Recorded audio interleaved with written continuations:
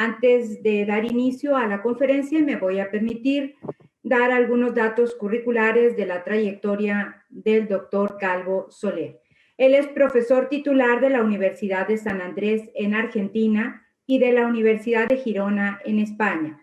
Es licenciado en Derecho por la Universidad Autónoma de Barcelona, doctor en Ciencias Jurídicas y Sociales por la Universidad Pompeu Fabra de Barcelona, profesor titular en la Universidad de Girona en los estudios de Derecho y Criminología, profesor de la Universidad de San Andrés, director del Centro de Investigaciones Restaurativas de la Universidad de San Andrés.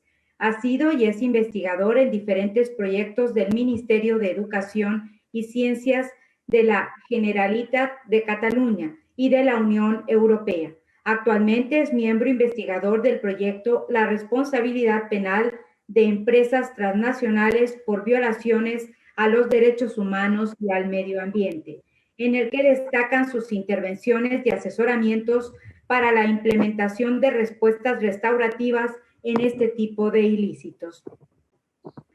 Ha sido visitante escolar de la Universidad George Mason en el Institute for Conflict Analysis and Resolution.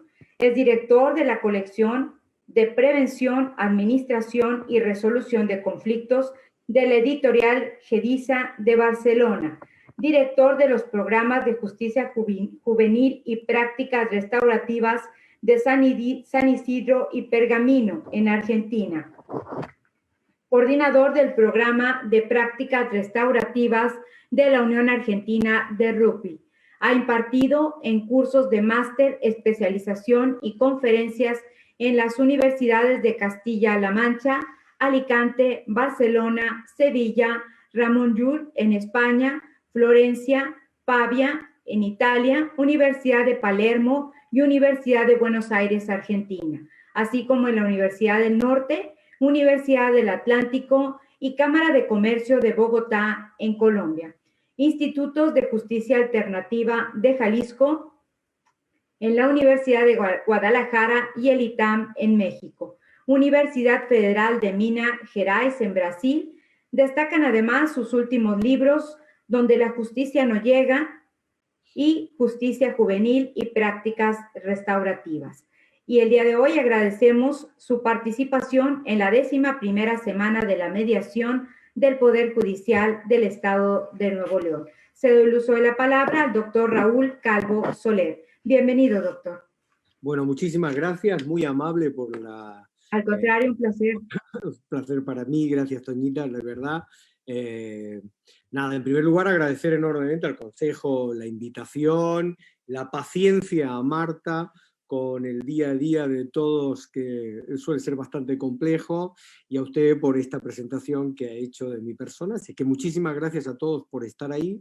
Voy a intentar transmitir en alguna, digamos, durante esta hora, algunas ideas para generar o intentar generar un espacio de reflexión, porque me parece que es importante empezar a reflexionar sobre, no sobre lo que va a pasar mañana, no sobre lo que queremos que ocurra, los que defendemos estos modelos de trabajo, sino lo que pensamos que va a pasar probablemente de aquí a 15, de aquí a 10, 15 años, cómo podemos empezar a sembrar, hablábamos antes sobre la idea de la siembra. Quiero comenzar con una pregunta que suelo hacerle a mis estudiantes de Derecho y que lamentablemente, como me toca dar clase en la Facultad de Derecho el último año de carrera, suele generar algún tipo de debate bastante más vinculado a todos los años que llevo aquí, y ahora me hacen esta pregunta, que a otra cuestión. Porque suelo empezar preguntándole a mis estudiantes, ¿para qué creen ellos que sirve en una sociedad del siglo XXI un instrumento creado fundamentalmente en el siglo XIX como el derecho? ¿Para qué quieren las sociedades modernas hoy el uso del derecho? ¿Por qué es relevante el derecho en una sociedad? Yo creo que esto es un tema realmente que merece la pena ser discutido. No solo en realidad, como voy a intentar mostrar, la idea del derecho. El derecho no es más que una manifestación de una manera, de una forma de entender la conflictividad humana que estaba básicamente construido sobre una idea fundamental, que es la idea de que la mejor manera de resolver un conflicto es siempre encontrar una autoridad, para eso pagamos nuestros impuestos, que resuelva el problema.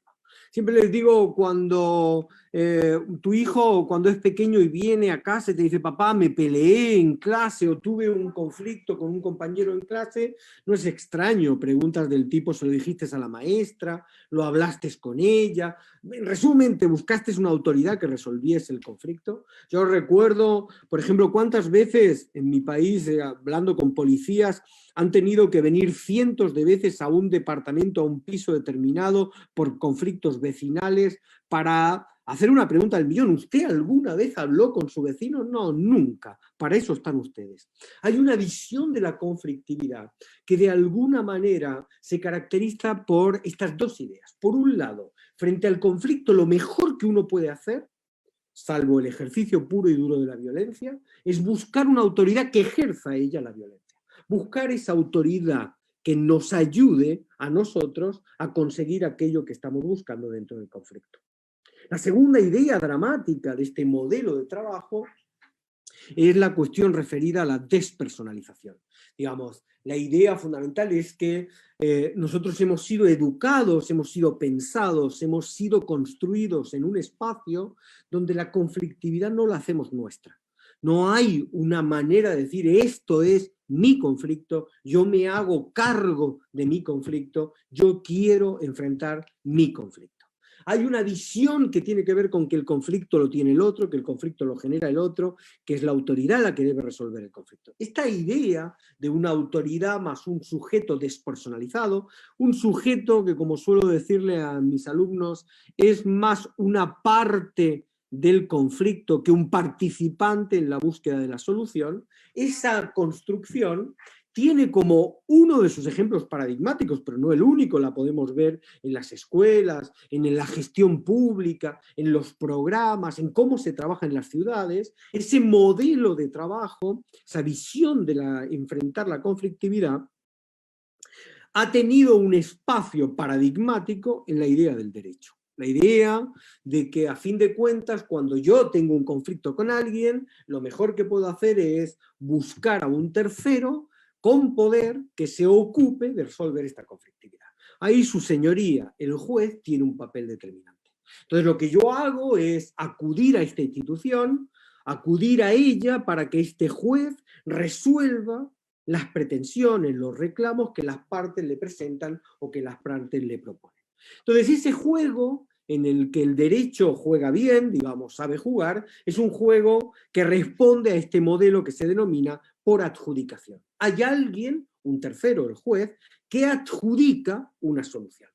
Por supuesto, por diversas razones, en el modelaje del derecho hemos evolucionado de forma tal que nos pareció importante que su señoría, digamos, resuelva el conflicto, pero no lo resuelva como a él le parece, como a él le opina o como él quiere en un momento determinado. Así que hemos avanzado, algunos dirían, nos hemos modernizado, con la idea de que su señoría lo que va a hacer es ejercer el poder sobre la base, fundamentalmente, de la aplicación de las normas. Y las normas van a resolver nuestra conflictividad.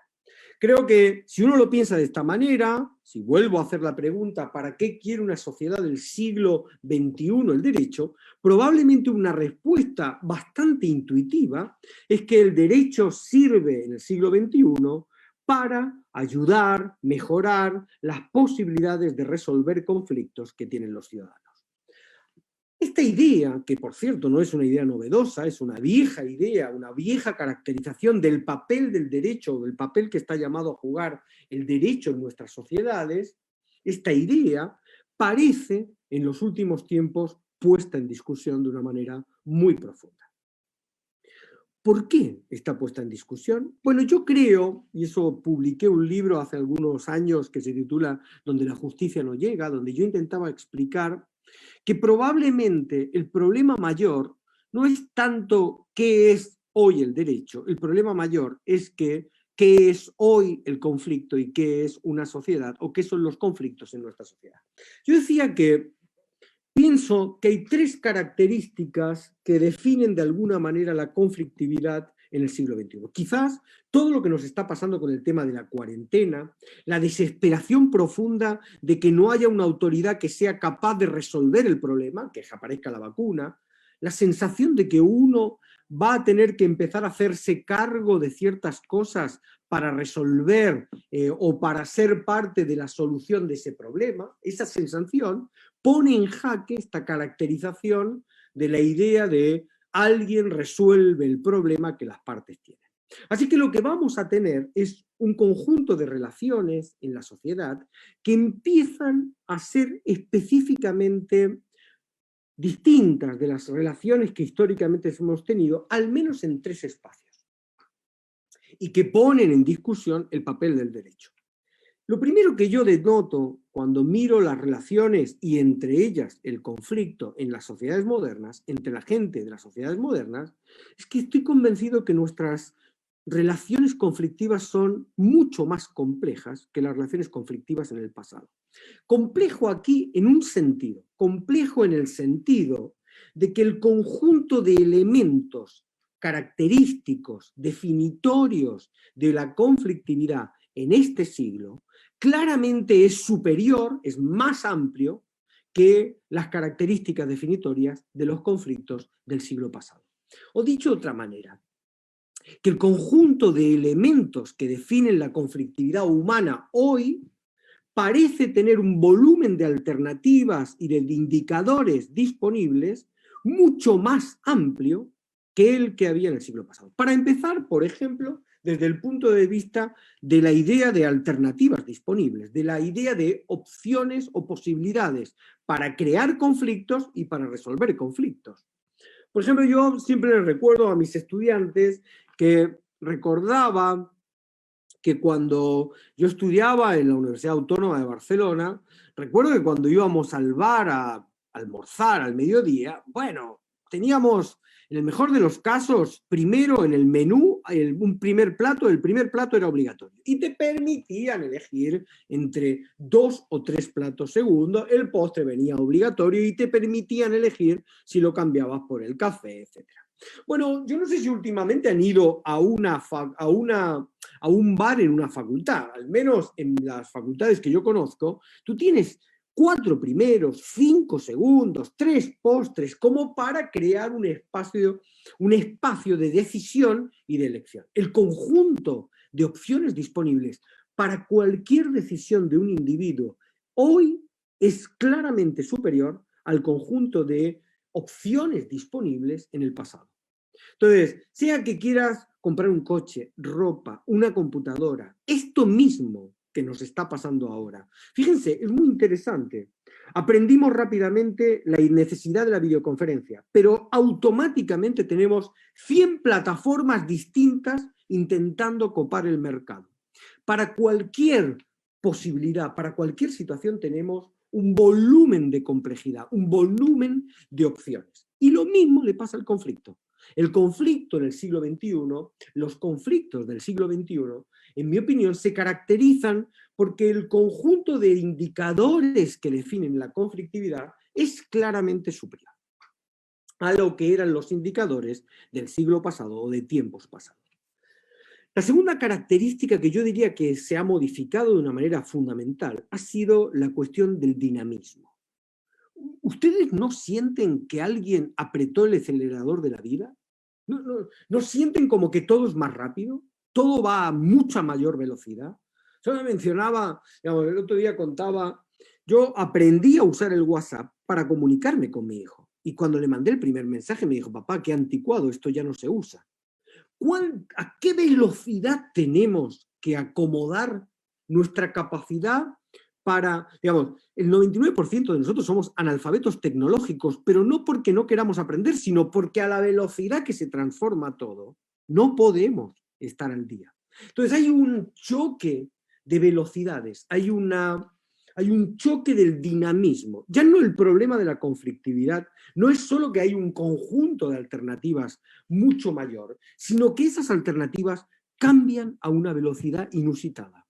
El conflicto, había conflictos en tiempos pretéritos que duraban generaciones enteras, se heredaban de una generación a otra. Y ahora lo que ayer era un conflicto hoy ya no lo es, y lo que ayer era relevante para resolver un conflicto hoy ya no lo es.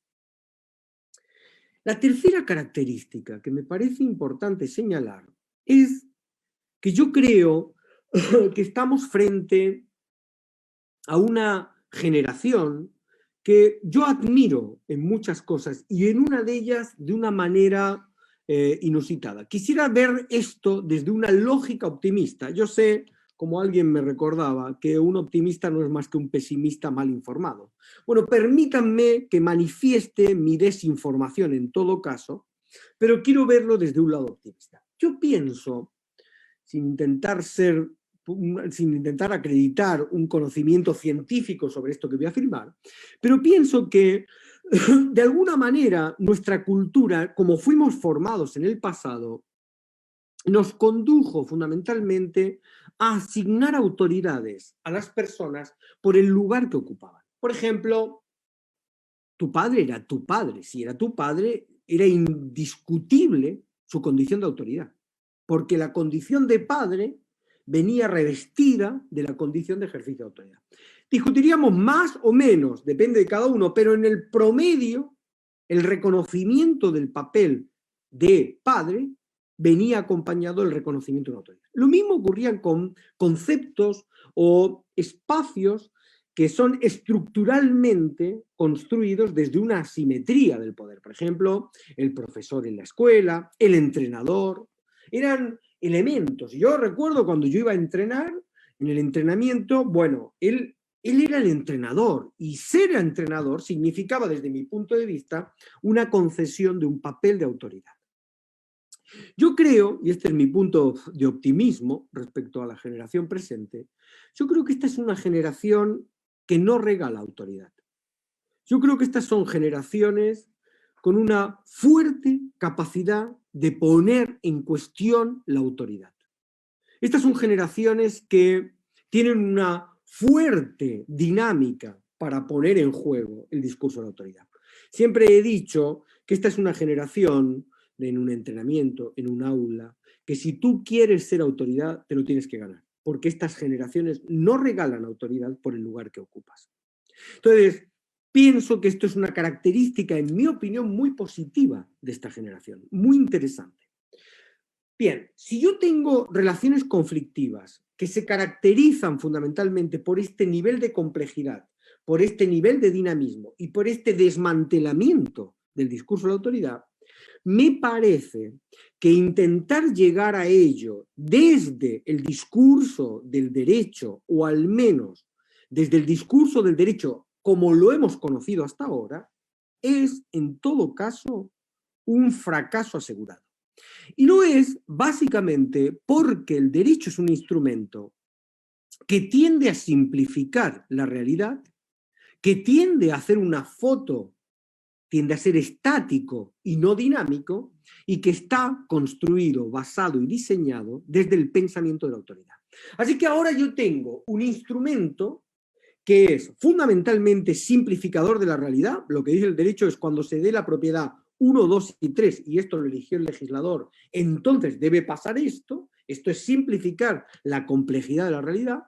El derecho opera sobre la base de cuando se den estas características que son las relevantes y lo son ahora y lo sostengo en el tiempo, y el derecho funciona sobre la idea de que alguien, si tú no cumples con eso, tiene la capacidad de reaccionar desde el punto de vista del uso y el ejercicio del jus puniendi, por ejemplo, del Estado. La capacidad de amenazar y de sancionar al que incumple. Así que tenemos un problema grave entre manos. Hemos cambiado, en mi opinión, la conflictividad en un nivel de complejidad, de dinamismo y de desautoridad, como nunca hasta ahora lo hemos visto, pero estamos sosteniendo el ejercicio de la respuesta fundamental en nuestras sociedades a través de un instrumento que no cumple con ninguna de las características que serían interesantes para poder reaccionar frente a esa complejidad. De hecho, yo creo firmemente que de alguna manera el problema que plantea hoy el derecho en la conflictividad humana es que el derecho dejó de resolver conflictos para ser un instrumento de resolución de casos jurídicos. Dicho de esta manera, el derecho crea el conflicto porque, no es que crea el conflicto, parametriza el conflicto, crea el caso jurídico y dicta una sentencia sobre el caso jurídico. Ahora, el conflicto que las partes tenían cuando llegaron al proceso judicial, ese conflicto que detonó el acceder a la justicia para ir a buscar respuesta, ese conflicto en muchos casos sobrevive. Sobrevive al proceso, sobrevive a la sentencia. Como yo hago un ejercicio con mis estudiantes respecto a este punto de vista, que es que buscamos una sentencia y les propongo que busquen, creen y diseñen un conflicto, en donde si bien la sentencia resolvería ese caso, resolvería ese conflicto que las partes tienen, no terminaría de resolver, no acabaría de ser una respuesta a la conflictividad que las personas tienen. Lo diré de esta manera. El conflicto lo llevan las partes al proceso, el conflicto es convertido en un caso por abogados, justicia, derecho, parametrizado en una lógica jurídica, y el dictado de la sentencia por parte de su señoría acaba generando una respuesta no al conflicto que las partes tienen, sino al caso que se creó.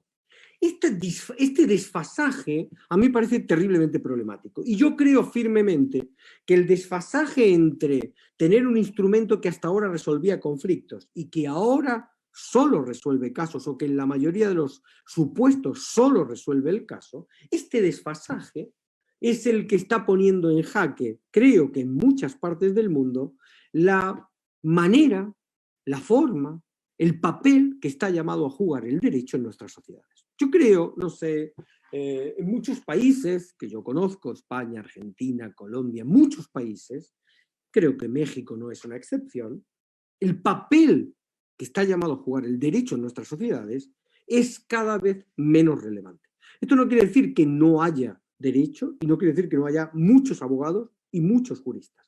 Pero creo que hay dos cosas que podríamos empezar a entender rápidamente. La primera es que pienso firmemente que el mundo de lo jurídico, o por el mundo de lo jurídico, empiezan a no pasar los conflictos importantes de la sociedad. Creo que la sociedad empieza, en los grandes conflictos sociales, empieza a hacerlos circular por espacios no vinculados al derecho. Creo que es ahí donde hay un movimiento de la conflictividad, en otras concepciones, en otras maneras de entender la respuesta, que no es trabajar desde el punto de vista del derecho como el lugar al que yo llevo mis grandes conflictos para encontrar soluciones. Así que lo primero que me parece importante es esto, es tomar conciencia de que el derecho ha dejado de ser una referencia para los grandes conflictos sociales, porque no es ahí donde se dirimen y donde se resuelven en muchos países del mundo. La segunda cuestión es que creo firmemente que hay un problema importante porque otras profesiones que han entendido esto ocupan con legitimación ese espacio. Es decir, hay muchas profesiones que reclaman una visualización de la respuesta mucho más omnicomprensiva, que no se agote en un debate acotado al discurso de lo jurídico. Cuando yo distingo entre justicia restaurativa y prácticas restaurativas, distingo precisamente en la visión integradora del derecho con otros ámbitos de conocimiento que pueden expresar, generar, proponer dinámicas de trabajo, sin que esto signifique, lo he insistido en varios artículos, esto no significa desresponsabilizar al papel o desresponsabilizar al derecho del papel que está llamado a jugar en este tipo de situaciones. ¿Cómo enfrentamos esta problemática? Es decir, ¿cómo enfrentamos que el modelo clásico de pensamiento, de metodología por adjudicación, que se ha concretado en el trabajo, en el uso del derecho como herramienta paradigmática y que empieza a plantear problemas graves desde el punto de vista de su éxito en ayudar a la sociedad a resolver sus conflictos, yo no creo que las sociedades donde hay derecho hoy resuelvan mejor su conflictividad. Y mejor quiere decir con un mayor nivel de satisfacción por parte del ciudadano, de forma tal que entiende que ha logrado enfrentar esa resolución.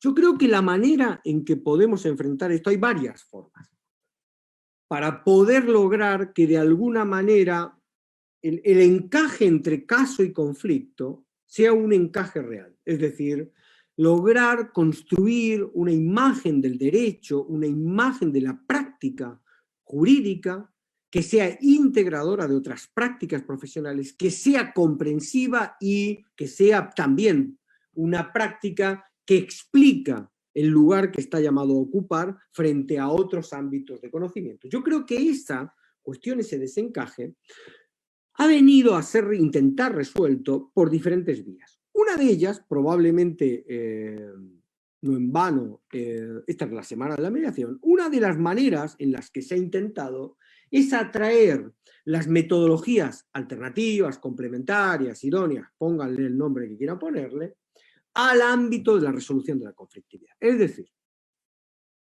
lograr que el derecho ocupe el espacio que está llamado a ocupar, pero que cree dinámicas, que cree puertas, que cree opciones a partir de las cuales estos métodos alternativos pueden acompañar, pueden ayudar en la tarea de la resolución de la conflictividad.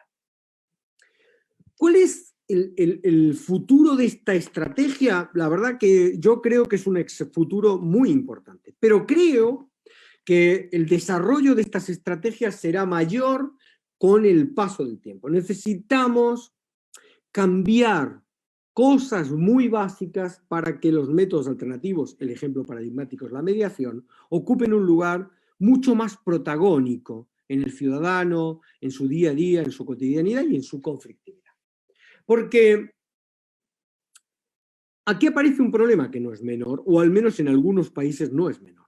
La visión de una lógica típica de método autocompositivo como es la mediación, acompañada de un espacio que sigue siendo un derecho, una justicia pensada y diseñada en la vieja lógica de los modelos por adjudicación, en la vieja lógica de un derecho de puro ejercicio desde el punto de vista de la respuesta adjudicativa, esa combinación es una combinación compleja. De hecho, los países en donde esto no ha cambiado, es decir, donde tengo una mediación moderna propuesta en el sentido de un método autocompositivo, que viene enmarcada en un contexto de un derecho mucho más adjudicativo, donde alguien adjudica, esa composición casi diría social esquizofrénica, de la lógica de mediadores que gritan autocomposición,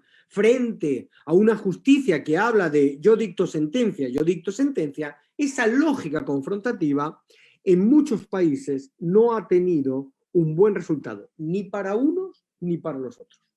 Creo que falta mucho más diálogo, falta mucho más comprensión, falta algo que ambos sostenemos como relevante, falta comunicación, falta una mejor comunicación. Esta visión de tú ocúpate de esto que yo me encargo de esto, o los casos no importantes por allá, los casos relevantes para allá, esa lógica, o donde hay violencia por aquí, donde no hay violencia por allí, esa lógica de niveles confrontativos constantes, me parece que desde el punto de vista de lo social transmite un mensaje, diría por momentos esquizofrénico, bipolar, que no beneficia ni a una parte ni a la otra.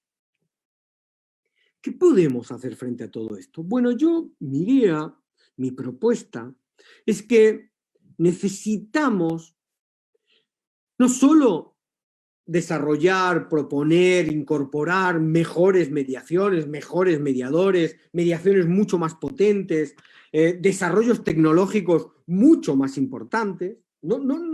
Todo eso está muy bien, Pero si no logramos impactar en otros dos niveles, esto no va a funcionar.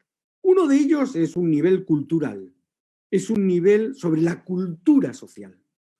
Intentar vender mediación en un mundo donde somos educados desde muy chiquitos en una lógica adversarial, confrontativa y despersonalizadora de nuestra propia conflictividad, es como entrar, digamos, a vender, no sé, papas fritas en un grupo de personas que se cuidan, que hacen fitness, que no sueltan una. No termina de encajar, porque hay una cultura social que no logra incorporar la cultura de la mediación y el discurso de la mediación y de otras metodologías con naturalidad. Pero la segunda cultura que me parece que merece la pena el esfuerzo de transformar es la cultura del pensamiento jurídico. Yo creo firmemente, creo realmente, que el derecho debe cumplir un papel importante en nuestras sociedades. Creo firmemente que el derecho es un avance, pero no el derecho como lo hemos vivido hasta ahora. Necesitamos una manera distinta de entender lo que supone, lo que significa y lo que es el derecho en nuestras sociedades.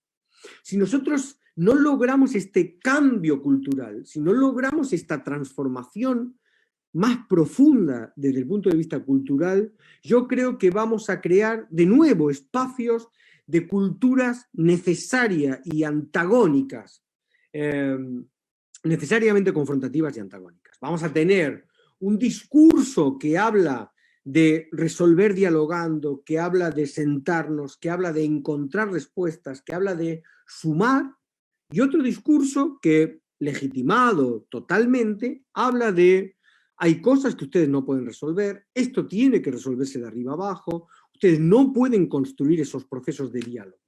Así que necesitamos, de alguna manera, proponer una dinámica de pensamiento distinta. La propuesta, en mi opinión, la aporta precisamente el discurso restaurativo, una lógica restaurativa que comenzaría diciendo que es una lógica de las relaciones humanas. Y aquí lo que quiero presentar, digamos, hasta llegar a la idea del derecho humano a restaurar, es, en primer lugar, una cuestión que me parece importante. Y es que creo que los restaurativistas no discutimos desde el derecho, por el derecho, para el derecho, con el derecho. Nuestro intercambio no es solo el derecho. Nuestro intercambio son las relaciones humanas conflictivas. Nuestro interlocutor es la conflictividad humana. Nuestro interlocutor no es el derecho, ni siquiera es la mediación. Nuestro interlocutor es cómo logramos construir relaciones humanas distintas.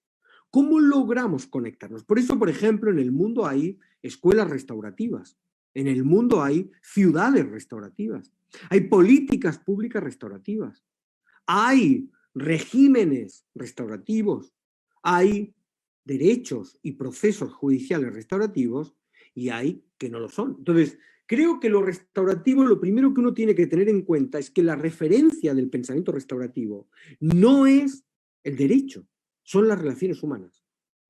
Por eso, por ejemplo, no tengo mucho tiempo, pero yo creo que hay mediaciones que responden a una lógica restaurativa y hay sistemas de mediación que no responden a una lógica restaurativa.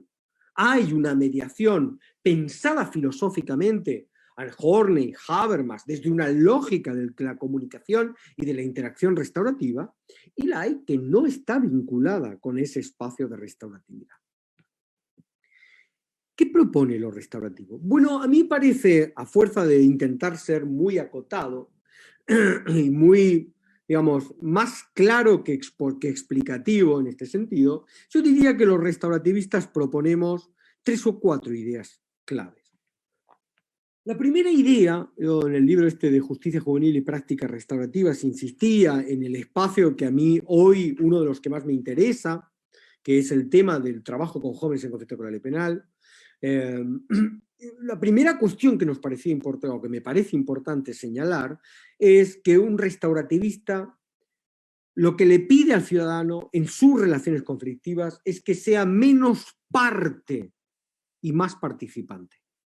Nosotros, los restaurativistas, creemos en la idea de la conflictividad. No tiene sentido mirar para otro lado, no tiene sentido dejarla pasar, no tiene sentido trasladarle el conflicto a una autoridad para que nos devuelva la solución. En la conflictividad, sea en el aula, sea en el barrio, sea en la municipalidad, sea donde sea, necesitamos convertir a las personas que tienen ese conflicto en protagonistas de su propia conflictividad. Una vieja idea que he escuchado a algunos grandes pensadores españoles sobre estas cuestiones, digamos. Me parece que la idea del protagonismo del individuo, la idea del ser participante, que es como yo lo propondría, más que ser parte. Nos hemos acostumbrado a ser parte. Por eso es muy interesante, en mi opinión, del mero hecho de que dos personas sean parte de un proceso de mediación, no los convierte aún en participantes de esa mediación, porque no los hace protagonistas de la mediación. Entonces, el restaurativista le reclama al derecho y le reclama a la mediación realmente un compromiso con el protagonismo del individuo, con el protagonismo de esa persona. La segunda cuestión que me parece importante que discute el restaurativista es la idea del reconocimiento. El reconocimiento como un elemento clave de la conflictividad humana. La mejor manera o la manera en la que solemos enfrentar nuestros conflictos es el avestruz, es no te veo, es ¿y quién eres tú? Es ¿y tú quién eres para hablar de mí? Y no te pienso ni contestar.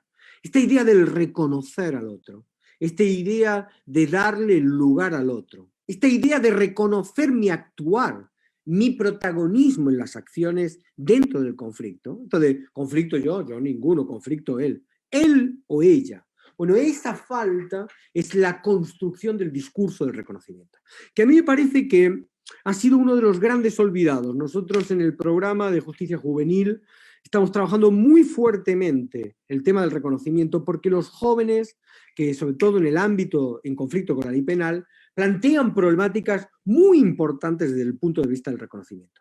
Es verdad que la restauratividad ha puesto más foco en las otras dos grandes palabras sobre las que ahora volveré, que son la palabra responsabilidad y restauración. Pero me parece que hemos olvidado el fundamento clave. No hay responsabilidad, no hay restauración si no hay un trabajo fuerte, reflexivo, pedagógico con el joven, con la empresa, con el barrio, con las instituciones, en el ámbito del reconocimiento. Así que la idea del restaurativista es sean participantes y la primera manera de ser un buen participante es empezar reconociendo al otro y reconociendo el actuar propio. La tercera palabra clave es la palabra responsabilización. Yo creo que el mundo amerita con el tiempo y esta pandemia nos ha puesto a todos frente a una tesitura, que es ¿somos o no somos responsables? ¿Nos vamos o no nos vamos a hacer cargo de las meteduras de patas en las que estamos metidos?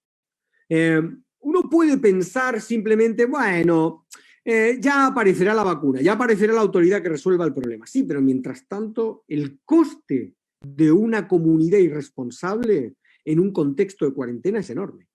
Así que el restaurativista diría, ojo, porque lo que se viene es un mundo donde no hay autoridades que te vendan la solución a tu conflicto fácilmente, así que es muy importante que seas participante, que seas reconocedor y que seas responsable.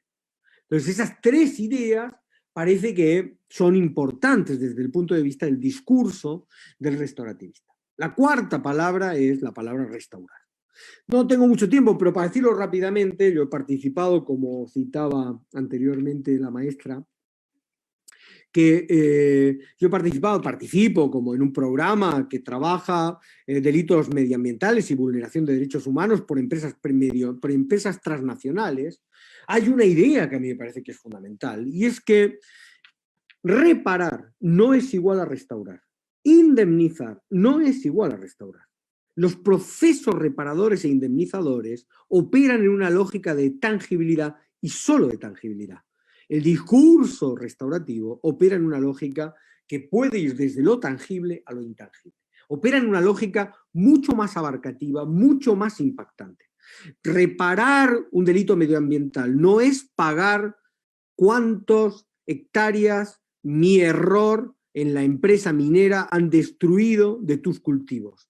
Es ser capaz de acompañar en un proceso de volver a plantear, discutir, conversar e intercambiar sobre mi plan de vida, sobre lo que hoy significa, sobre lo que se ha llevado, que no es solo el cultivo, sino sobre todo lo que se llevó el colapso de la presa porque tú no hiciste las cosas bien. Bueno, eso es un discurso restaurativo.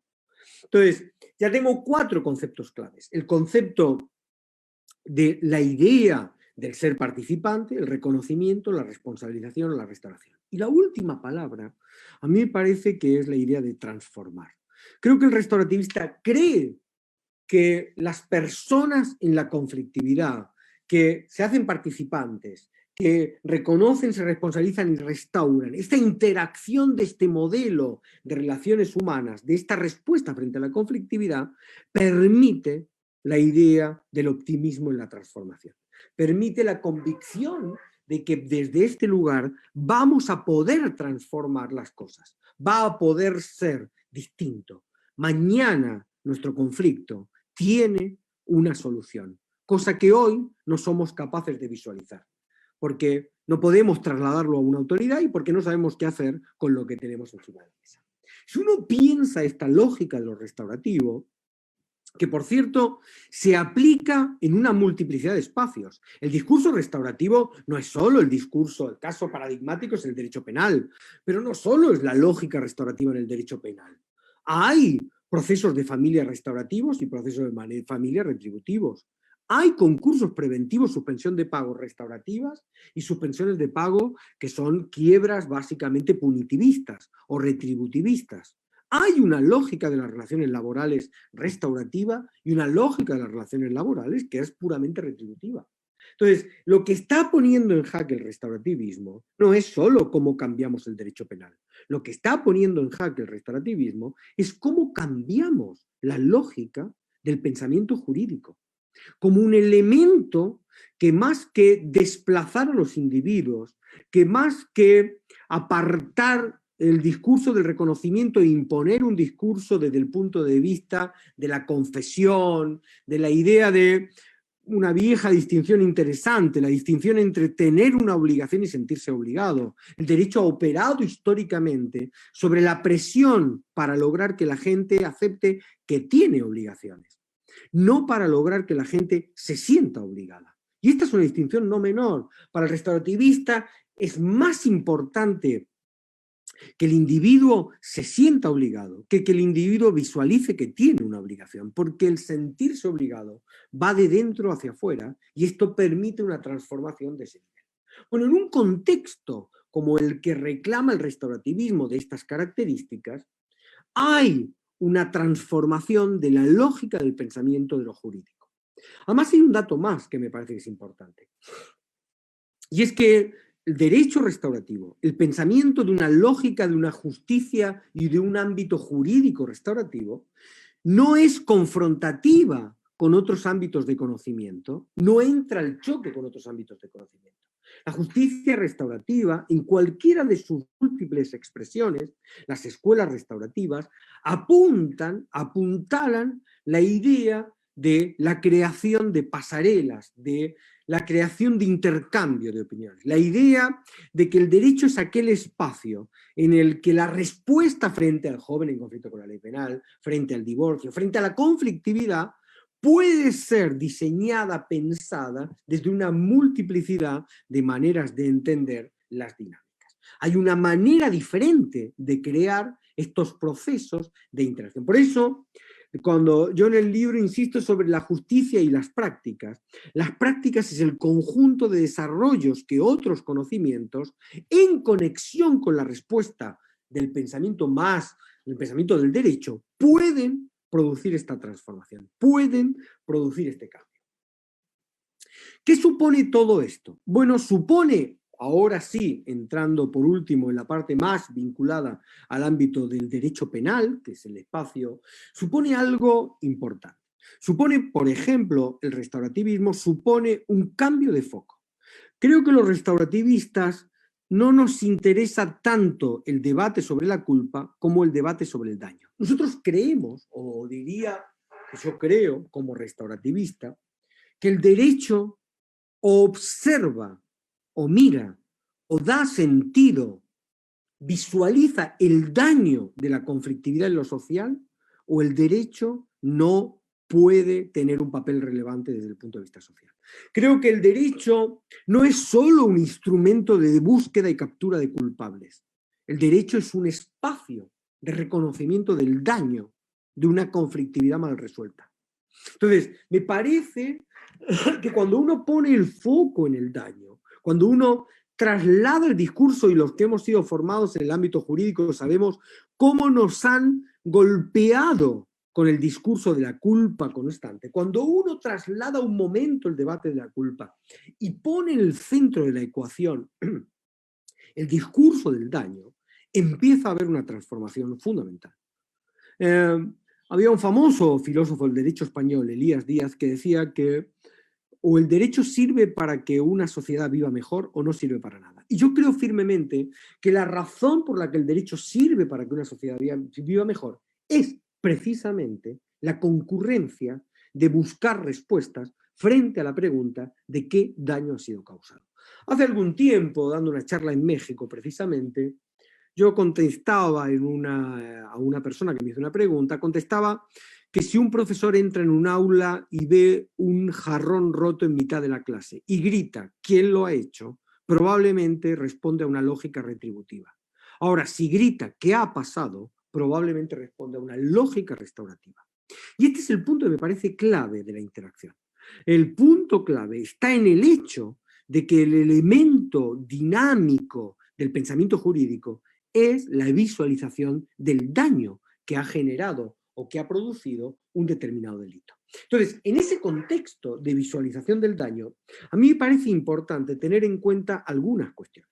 Necesitamos un espacio procesal, necesitamos un derecho que no conciba, por ejemplo, a la víctima como una mera estrategia probatoria en la interacción, que les dé un protagonismo. Volvemos a las mismas palabras. Necesitamos un derecho que convierta al victimario, tanto como a la víctima, en participantes, no en partes de un proceso, en protagonistas de un proceso. Y especialmente en lo que a mí hoy más me interesa señalar, en los jóvenes en conflicto con la ley penal. No es ninguna mejoría, ningún espacio de mejoría, el discurso basado y exclusivamente acotado a una respuesta frente a la culpabilidad de un joven en conflicto con la ley penal, en un proceso absolutamente despersonalizado y deshumanizado, donde el único discurso tiene que ver con cómo pagas por lo que has hecho. Esto no significa, y ningún restaurativista creo que lo defienda, la idea de que no hay que responder. Lo que el restaurativista reclama es que todo proceso de respuesta, especialmente los jóvenes en conflicto con la ley penal, pero no solo con los jóvenes en conflicto con la ley penal, o tiene una lógica pedagógica de aprendizaje, o las probabilidades vinculadas a la idea de no reincidencia bajan sustancialmente. Ya hoy la neurociencia nos lo ha puesto encima de la mesa. Un cerebro joven no calcula bien las consecuencias de una amenaza de sanción normativa. No las calcula bien. No es que de ahí, bueno, si la ley dice que no, yo no lo voy a hacer. Uy, no vaya a ser que me castiguen. No lo dice, no lo encaja y no lo comprende. Necesitamos replantear el modelo en que nosotros logramos llegar. Yo creo firmemente que falta una perspectiva en general mucho más ambiciosa de este tipo de planteamientos. Creo en una visión del derecho que opera a partir de principios claves. Por ejemplo, en España tenemos el principio de resocialización de la pena. Bien, ¿esto qué quiere decir? Quiere decir que alguien tiene que tomar una decisión en base a otro principio, se llama el principio de oportunidad, sobre cuándo corresponde o no, por qué sí y por qué no, cuándo sí y cuándo no. porque es necesario tener un espacio de respuesta para poder asegurar que la respuesta de este sistema en realidad no solo comienza y termina en la mera aplicación de una sanción, sino que tiene un efecto de reinserción, de resocialización. Ahora, no está pasando en muchas partes del mundo, y de hecho las estadísticas muestran que incluso en sistemas que se presentan como sistemas restaurativos, las tasas de reincidencia no están modificándose de una manera sustancial. El otro punto que me parece muy importante, y con esto voy terminando para poder conversar con ustedes todas las preguntas que quieren hacerme, es que yo creo que históricamente se aceptó, por ejemplo, en la ley de enjuiciamiento criminal en España, se aceptó la existencia de un principio de la víctima a ser reparada, a ser retribuida, indemnizada. Hay una lógica del principio en ese sentido. Lo que me parece es que aquí tenemos como dos espacios que debemos resolver. El primero es que yo creo que hay una lógica de la víctima a ser restaurada. Creo que al legislador le falta hablar mucho más con víctimas. Creo que los legisladores siguen legislando para víctimas imaginarias. Muchísimas víctimas no sienten ningún tipo de satisfacción en el mero hecho de que el victimario sea condenado. Digamos, hay un porcentual altísimo de víctimas cuyo objetivo no es solo lograr que condenen al victimario, porque tarde o temprano acaban descubriendo que les falta algo más, que la mera condena, lo cual, insisto, no significa que yo esté avalando la ausencia de respuesta del sistema. La mera condena no implica la satisfacción de las pretensiones, de las necesidades, de los intereses de esa víctima.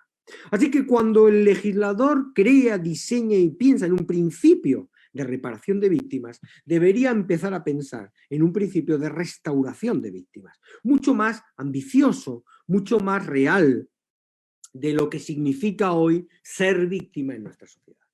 Y el otro espacio, que es el que me parece más importante, es la firme convicción en el siguiente sentido de un punto que es este. Yo creo firmemente que la restauración, el hecho de que el victimario restaure, no solo repare, el victimario restaure el daño provocado, el daño generado, lo cual significa que reconozca lo que pasó y qué hizo, que se responsabilice porque puede visualizar las consecuencias negativas y que está en el proceso de restauración. Esa restauración es no solo una respuesta desde el punto de vista de, bueno, dime cómo vas a pagar lo que has hecho. Es el mejor modelo de respuesta desde el punto de vista del aprendizaje, de las consecuencias de un actuar en un momento determinado.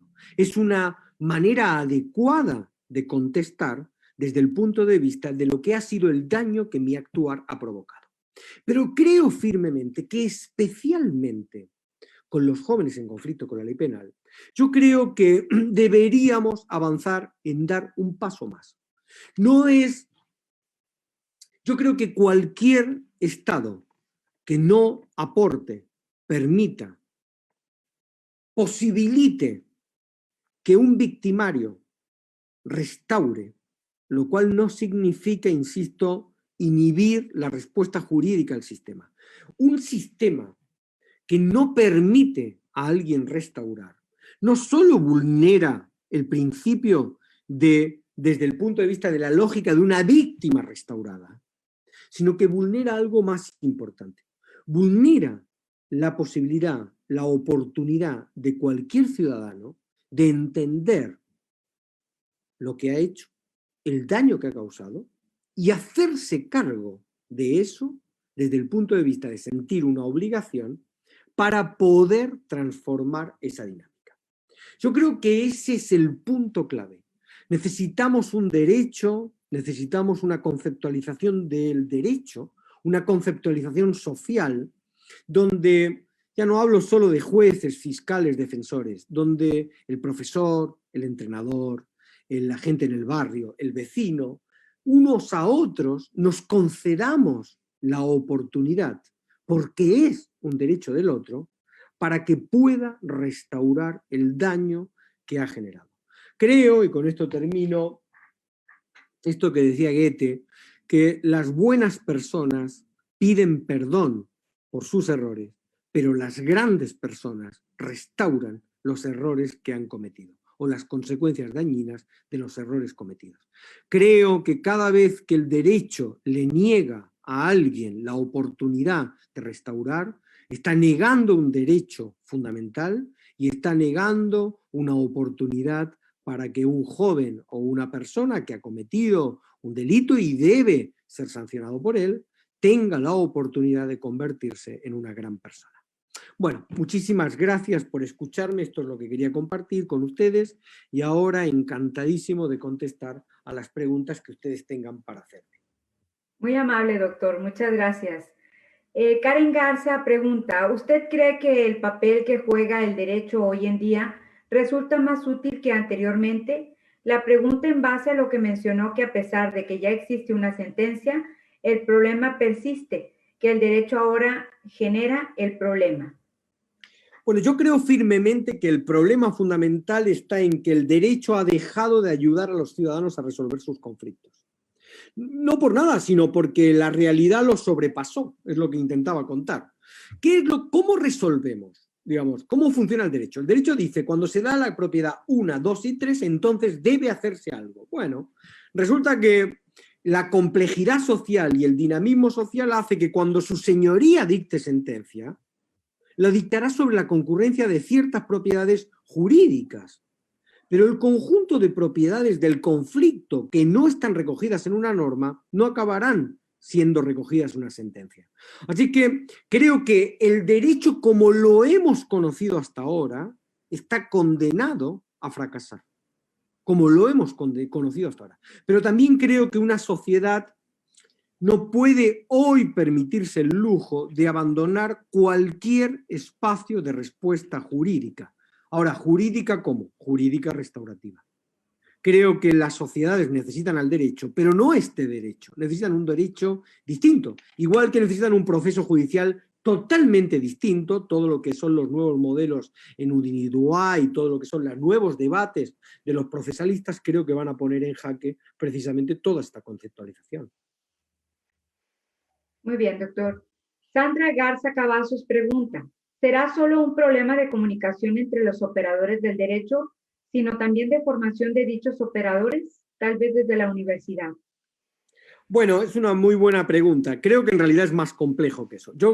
Ahora sacamos un libro con el doctor Jorge Rojas, presidente de la Asociación Argentina de Derecho Procesal, donde proponemos cómo debería, junto con el doctor Salgado, vicepresidente de la Asociación Argentina de Derecho Procesal, cómo debería ser un proceso restaurativo en cualquier espacio. Y básicamente un proceso restaurativo gira en torno a 3 conceptos, en mi opinión. El concepto de cooperación, el concepto de colaboración y el concepto de composición.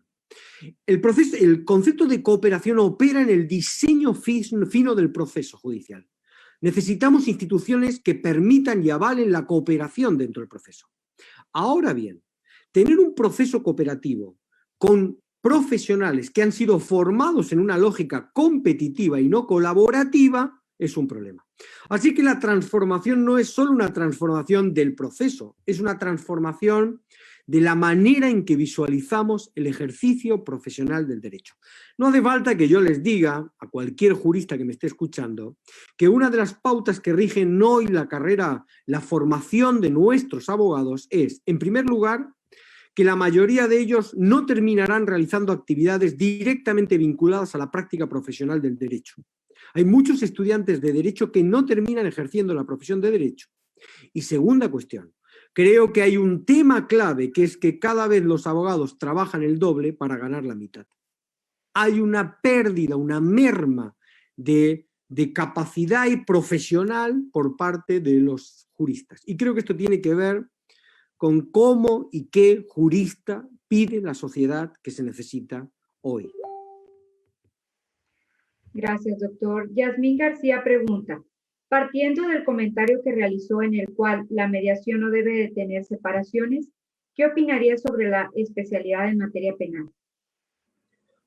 Bueno, yo creo que, creo que hay una confusión que Howard Serr ha marcado y muchos autores han marcado. Primero, Creo que no hay que confundir mediación penal con justicia restaurativa. Son dos cosas que uno tiene que aprender a distinguir. Creo que hay mediaciones que responden a una lógica restaurativa y hay mediaciones que no son restaurativas. Creo que hay mediaciones, cuando la mediación es restaurativa, cuando la mediación desarrolla una lógica de pensamiento restaurativo, a mí me parece muy interesante en el marco de un programa restaurativo. Ahí se suele llamar encuentro, no tanto mediación, sino encuentro.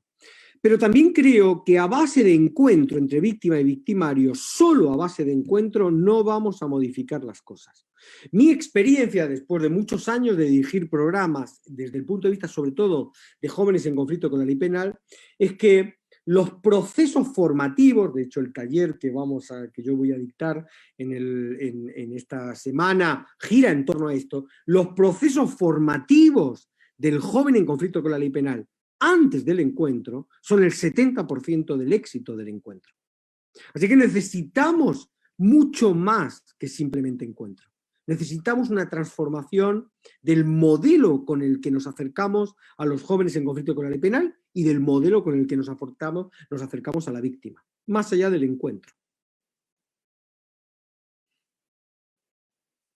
No.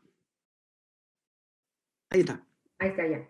Juan Carlos Flores pregunta, doctor, ¿cómo fomentar la participación restaurativa en nuestra sociedad en estos tiempos de crisis?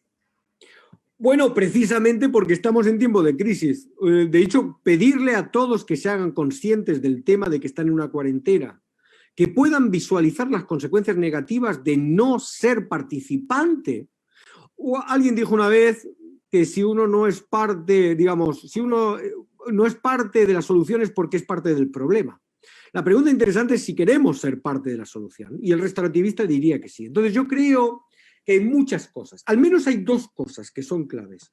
Yo dirijo en estos momentos un programa para trabajar el cambio de toda la cultura de un deporte que se ha significado en los últimos años en Argentina por situaciones dramáticamente violentas, que es el rugby en la Argentina. Un deporte muy importante en la Argentina, con muchos valores interesantes, pero que ha pasado a la luz pública por diferentes situaciones dramáticas, con asesinatos, etcétera, de por medio. Ahora, yo creo que en ese programa hay dos ideas claves, que son claves para desarrollar lo restaurativo, que es más comunicación y más pedagogía. Creo que la manera en que lograremos que nuestras sociedades entiendan la trascendencia de lo restaurativo es comunicando mucho mejor qué es, por qué es y para qué es, y siendo siempre terriblemente pedagógicos en el proceso de esa comunicación. Creo que esas son las dos palabras clave en tiempo de crisis para el mundo restaurativo. Más comunicación y más pedagogía. Gracias, doctor. Mine Mireles pregunta, ¿quién sería un restaurativista desde su punto de vista? Cualquier persona que haga suyos sus conflictos, reconozca su actuar dañino, asuma las consecuencias negativas y se responsabilice de ellas, y esté dispuesto a explorar la manera de restaurar para transformar. Yo creo que cualquiera que pueda llegar a eso es un restaurativista. Ahora, cuando uno trabaja con jóvenes, por ejemplo, en conflicto con la ley penal, sabe que eso no se trae de fábrica, eso se mama, eso se aprende, eso se construye. Lo que nosotros, en mi experiencia con los jóvenes en conflicto con la ley penal, es que necesitamos más pedagogía, necesitamos ayudarlos desde el punto de vista del desarrollar herramientas para entender y comprender el espacio restaurativo. Sentar en un encuentro a una víctima y un victimario, sin más, no es condición ni necesaria ni suficiente para crear un mundo restaurativo. Creo que necesitamos enseñar más, reflexionar más, trabajar más ese espacio para poder crear esa visión restaurativa del mundo, sí. Excelente. Malena CV, ¿considera que la psicología es de suma importancia para los asuntos restaurativos? Considero que la psicología, la antropología, la sociología, considero que el conocimiento criminológico, lo que considero es que este no es un debate sobre competencias o incumbencias profesionales. El conocimiento restaurativista es un conocimiento múltiple. De hecho, una razón fundamental es que normalmente los trabajos restaurativos son interdisciplinarios o transdisciplinarios, con lo cual los equipos operan. Ahora, tan peligroso es un jurista que cree que lo restaurativista comienza y termina en lo jurídico, como un psicólogo que piensa que lo restaurativista comienza y termina en lo psicológico, o un sociólogo que piensa que termina en lo sociólogo, o a un antropólogo y así sucesivamente. Creo que tenemos que entender que el futuro, el mundo que nos viene, esto de yo soy psicólogo, yo no me ocupo, yo soy jurista, yo no me ocupo, eso no es muy moderno. El siglo XXI es la construcción de que el conocimiento es, por naturaleza, transdisciplinario. Así que los reinos estos de o tú o yo me parece que están condenados a fracasar. Y creo que el restaurativismo lo entendió hace mucho tiempo. Diana Díaz, ¿es posible que recomiende algún libro o libros que hablen sobre el tema de la restauración para un estudio más profundo?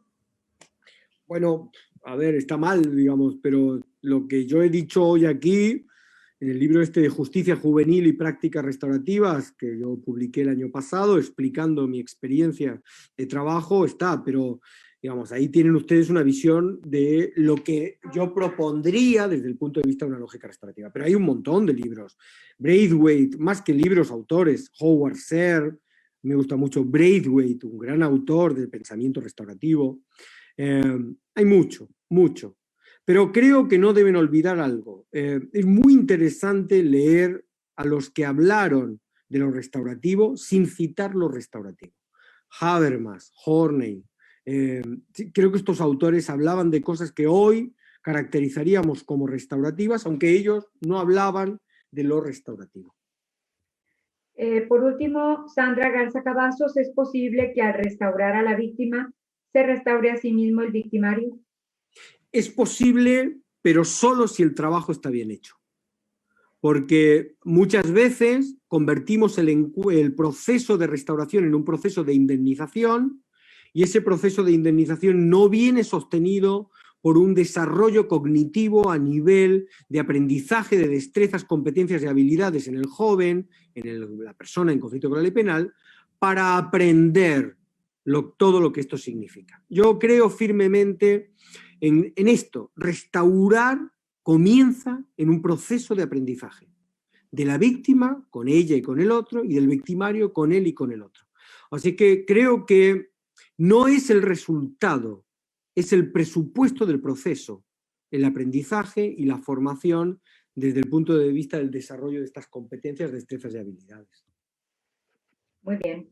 Era nuestra última participación por parte de nuestros seguidores a través de Facebook Live. Me resta solamente a nombre de nuestro magistrado presidente, licenciado Francisco Javier Mendoza Torres, presidente del Tribunal Superior de Justicia y del Consejo de la Judicatura del Estado, agradecer infinitamente su participación en esta Semana de la Mediación en su emisión 2020. Muy agradecidos por sus conocimientos, por su experiencia que ha sido transmitida a través de esta conferencia magistral.